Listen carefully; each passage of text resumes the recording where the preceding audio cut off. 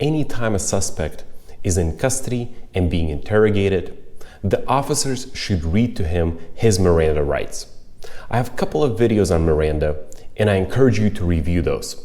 But essentially, the officers will tell the person that they have a right to remain silent, anything they say can be used against them in the court of law, and that they have a right to have an attorney present during the interrogation.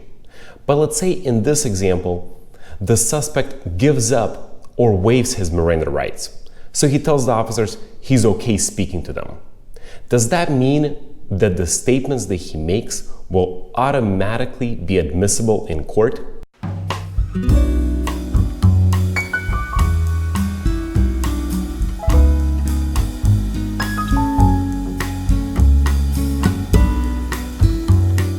Even if the suspect voluntarily, knowingly, and intelligently waived his Miranda, that does not mean that the statements that he has made afterwards will automatically come in.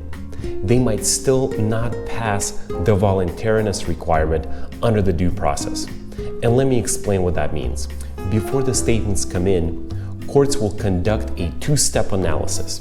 First, the court will look if there's any coercive behavior by the police. And then they move on and see if that coercive behavior has overcome the suspect's will. When we focus on the first step, we question whether the police used force or psychological ploys that are so coercive that they make the statements involuntary, or, and even more importantly, unreliable. When we look at the second step that deals with free will, we look at the particular suspect who is being questioned and his traits, including age and mental disabilities.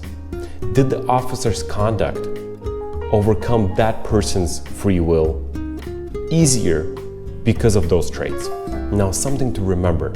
Under the totality of circumstances, the courts will not focus on if the defendant or the suspect told the officers the truth.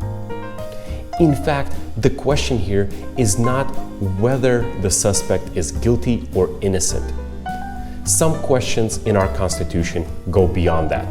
And under the voluntariness requirement of the due process, the question is, did the method of extracting a confession violate our Constitution and the principles under which our criminal justice system is structured? The prohibition on the coercion of the confessions also turns on the deep-rooted belief that the officers and the police must obey the law while enforcing the law. And if you enjoyed this video, please click like, subscribe, hit that bell notification button so next time I post, you'll be first to know.